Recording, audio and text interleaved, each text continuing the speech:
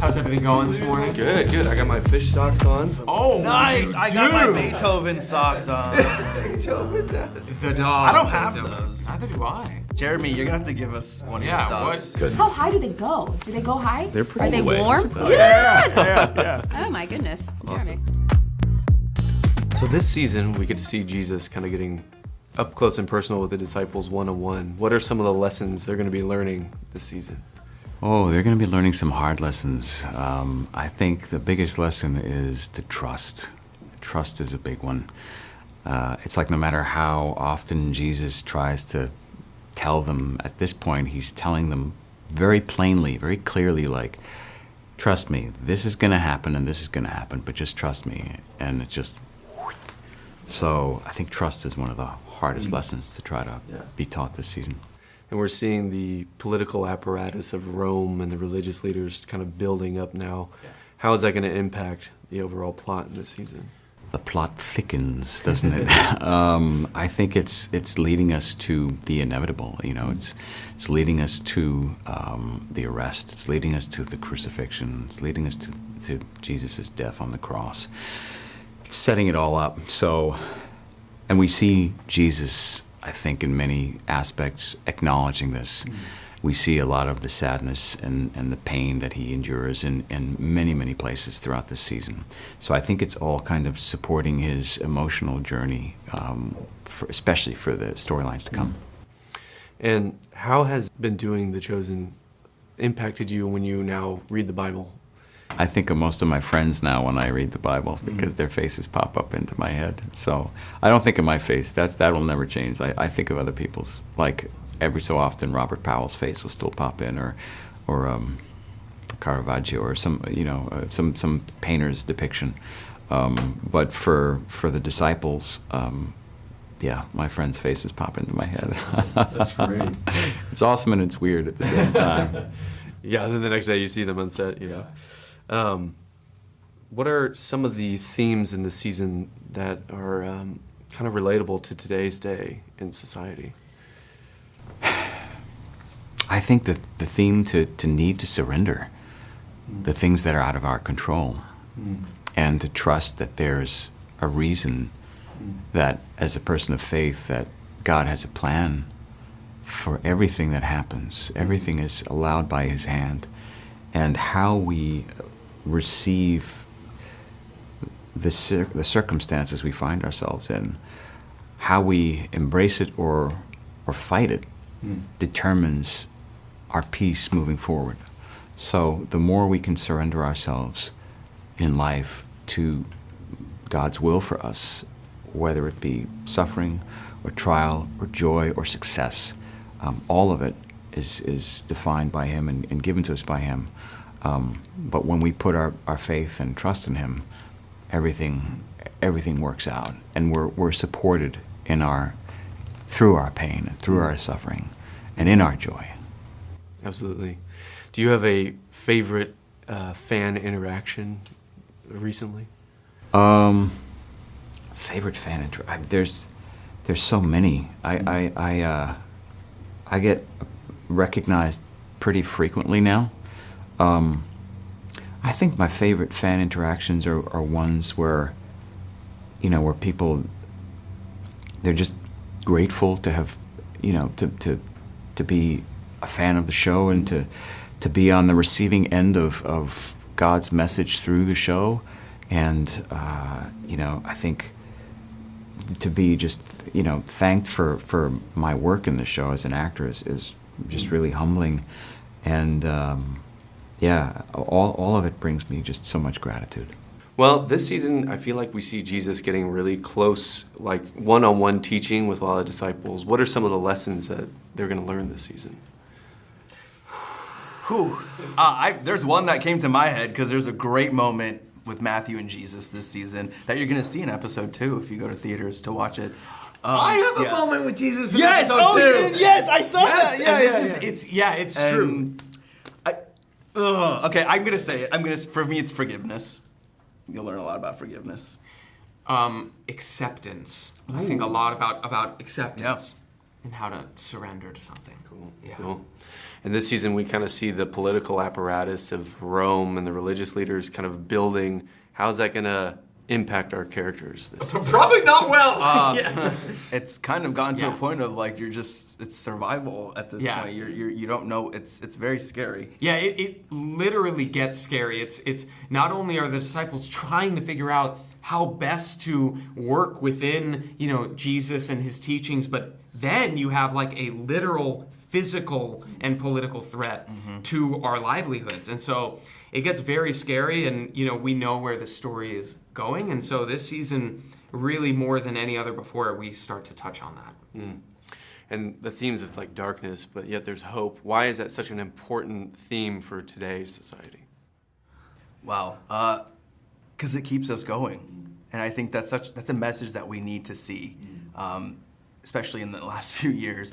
And that's what the show does so beautifully, is that it gives you community, but also hope. In watching that, you find yourself in it, and you find yourself getting. You never know what you need until you see it, right? You never know what you were seeking, and that's what The Chosen does, and that's what it does to me specifically. It's really cathartic in that way, where there are so many characters that we dive into so deeply that everyone can find someone and go, oh, that's what I've been dealing with, or that's how I relate to my siblings, my friends, my parents. That's how I process things. Yes, and so then it really is cathartic watching it and witnessing the journey and growth of all these characters, and saying, oh, like maybe I can sort of take something from that. Maybe I can better myself in some way, or just deal with tough situations. Yeah, and it might not always be the outcome that you want to see, but you're going to see how to handle that if that happens. Totally. And I think with Matthew's journey, you've seen that, and you'll see it this season too. Yeah. So. What's like one of the most interesting fan interactions you've had in the past year or so? I wouldn't say. I mean, it's interesting in the sense it's actually meaningful. Yeah. It's just so many people like are telling me how much they relate to Matthew and what it's done for them in their lives and how it's changed them. I got a sweet message when I was on a flight from someone sitting a few rows behind me, just saying how much this show has impacted them. So when you're a part of something that's really changing the world, that's the most inspiring thing. I think that's the highest level of inspiration that one can receive and get. It's the best thing to be a part of as an artist, Yeah. because you know that your work can impact people. Even if in a small way you can make their day a little brighter, a little better, it's like, what more can you ask for? It's incredible. Because you're contributing to what we need in the world, which is more hope and faith. This season's kind of different, but we've seen the political apparatus kind of building in the background, but this season is really coming out. So what's going to happen to our characters this season? Jeremy, you brought up something very astute, which is a political apparatus sort of building in the background. Yes, we have seen that. But what's it all building to? Something terrible. That's what it's all building to. And that's why this season is different, right? Because it's not just sort of like gathering steam. I mean, it's kind of unloading a little bit. Yeah. Which is, in a weird, morbid way, exciting to see, because we've seen all these little trials and tribulations. Depending on what little means to you, but little trials and tribulations that everyone's going through. And now it's finally culminating all those things to more intense problems that we all have to go through. And we start to see it, and we obviously know where that could lead. So it's getting harder. Yep. It is getting harder. Yeah. And then with Rama and Thomas, that was like a totally relatable moment in the season. I was like, this is exactly how it is with me and my wife. But on that note, though, what elements do you guys personally relate to with your characters in the story? I don't know what love is. I'm still trying to figure out that. So, but it would be that. It's since you brought that up with Thomas, I just think it's just so sweet, a very innocent, sweet kind of. Sometimes it feels like kids on a playground, just one person liking the other person, and just seeing naturally how that builds up. Yeah. That's sweet, very sweet. Anything for you? I think that one of the things that I relate to Quintus the most on, and he's sort of a hard character to spend a lot of time relating to, and maybe if you do relate to him too much, maybe talk to someone. But the thing that I relate to Quintus about is that he can see that he's a part of something he doesn't understand. He can see that there's something at play here which is much bigger than what he can understand. And I definitely feel that way, working on a show like this and working with the folks that we're working with. Like, I don't fully understand what all's happening here, but the difference is that I'm happy to be a part of it. Yeah. So this season, I feel like we're seeing Jesus kind of doing a lot of one-on-ones with the disciples. What are some of the lessons that the disciples are going to learn this season? I think for James and John, we're definitely going to learn to not get ahead of yourself and don't, what is it, the expression, don't grew too big for their britches type thing. So you're definitely going to see those moments, but from many angles, not just from their conversations with one-on-one with Jesus, but also like parents and getting, patted on the head. And what are some of the key things that you think audiences can walk away with from this season specifically? Well, I think there's a lot of darkness this season and a lot of heartache, but there's also a lot of hope. Lessons to be learned. I mean, at least for my character, there's a bit of uncertainty, but there's also, I feel like she has to tap into that courage to be present through all of it, just growing spiritually and, emotionally. What are some of the best or most interesting fan interactions you've had? Oh man, there's always, I swear this is not a joke. I went to go get my passport renewed, and there was like a soldier, a priest, and a woman. And you'd think the priest would recognize me, but this woman recognizes me, and she's like, "Excuse me, has anyone ever told you that you look like this actor?" And she has me queued up, And then I was like, "Well, that is me." And then she's like, "Oh my God!" And then we start talking about the show, and then it turns out that the priest knows it as well, and so it turns into this whole reunion. And then I'm like, "All right, gotta go," And it was just I feel it was like a great setup for a joke that never happened, but.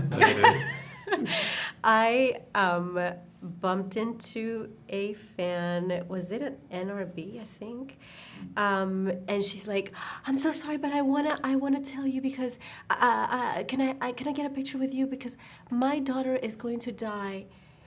And then I was like, "Oh my God!" And she goes, "When I tell her that I bumped into you," I'm like, "Oh, okay.